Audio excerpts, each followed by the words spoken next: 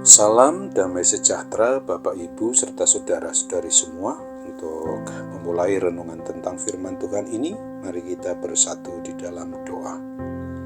Tuhan Allah Bapa di surga yang melampaui segala akal, hati, dan pikiran kami umat manusia, berfirmanlah kepada kami sebab kami bersedia untuk mendengar, dan atas pertolongan Roh Kudus, mampukan kami untuk melakukan firman-Mu itu dalam hidup kami sehari-hari.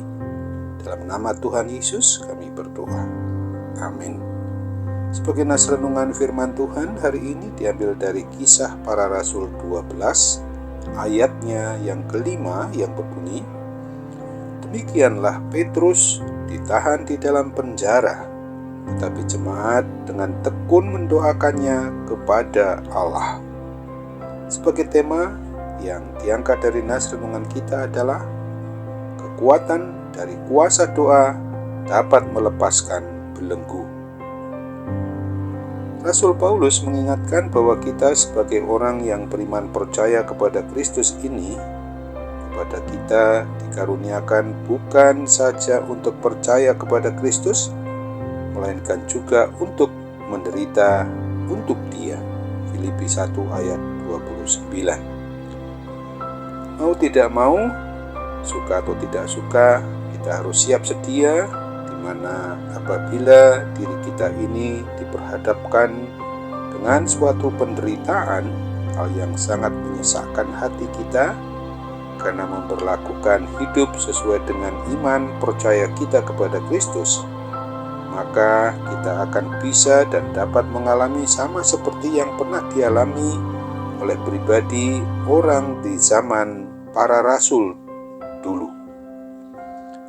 Pada waktu Raja Herodes memerintah di Yudea, ada banyak terjadi penganiayaan yang dilakukannya terhadap para pengikut atau penyembah yang memuji dan memuliakan Tuhan Yesus Kristus dengan menyiksa, memenjarakan, dan bahkan membunuhnya. Herodes menyuruh membunuh Yakobus, saudara Yohanes, dengan pedang. Kisah Para Rasul 12 ayat 2. Herodes juga menangkap dan memenjarakan Rasul Petrus di bawah penjagaan 4 regu, masing-masing terdiri dari 4 prajurit. Maksudnya ialah supaya sehabis Paskah ia menghadapkannya ke depan orang banyak. Kisah Para Rasul 12 ayat 4. Ada banyak orang yang memperkirakan bahwa nasib Rasul Petrus akan sama seperti Rasul Yakobus yang terbunuh dengan pedang itu.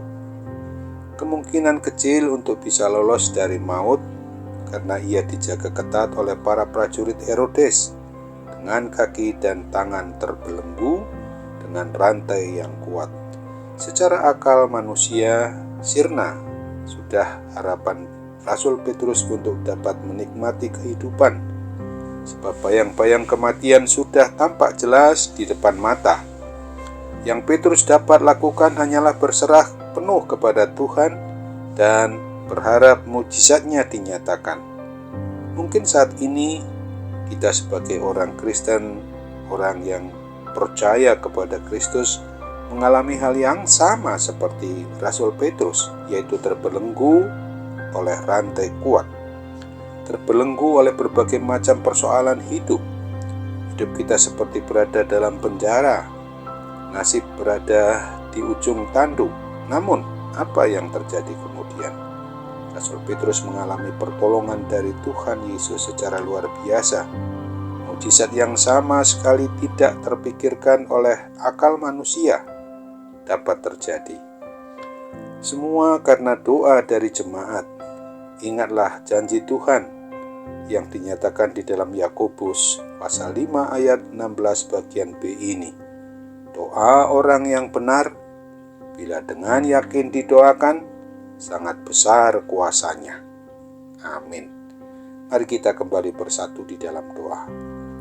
Tuhan Allah Bapa di surga, terima kasih untuk firman-Mu yang boleh mengingatkan kami pada saat ini. Kami harus merasakan bahwa kuasa doa oleh pertolongan Roh Kudus yang memang mengajari kami, memimpin kami, memungkinkan kami dapat mengucapkan doa-doa yang memang tertuju hanya kepada Tuhan Yesus Kristus saja, maka itu sangat besar kuasa maupun kekuatannya yang dapat melepaskan kami dari segala belenggu apapun yang saat ini sedang menimpa kehidupan kami umat-Mu ya Bapa.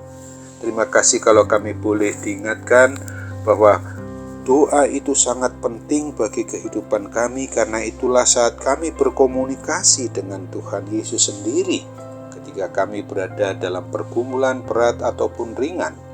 Maka sesungguhnya kami tidak boleh lupa, bahkan dalam keadaan sukacita tanpa pergumulan apapun juga, maka doa-doa yang kami naikkan ke hadirat-Mu tidak hanya untuk diri pribadi kami, keluarga kami, tapi juga bagi persekutuan jemaat di mana kami sedang mengalami pergumulan saat ini. Kami tetap percaya bahwa Tuhan akan memberikan solusi bagi setiap permasalahan yang sedang kami hadapi.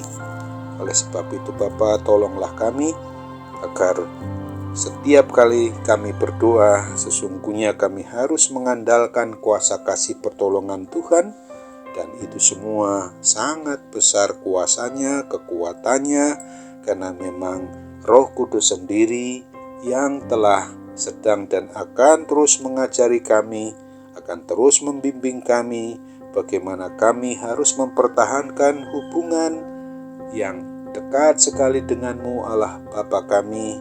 Engkaulah Allah yang tidak dapat diimbangi oleh kuasa kekuatan manapun juga, sehingga kami dapat dilepaskan dari segala belenggu-belenggu yang saat ini sedang mengikat keberadaan kami, yang tentu saja Tuhan yang akan bertindak. Termasuk kuasa sakit penyakit itu sendiri dapat dilepaskan, dapat disembuhkan hanya oleh pertolongan mujizat kesembuhan, kepulihan yang daripada-Mu, sehingga kami dapat hidup sehat. Amin.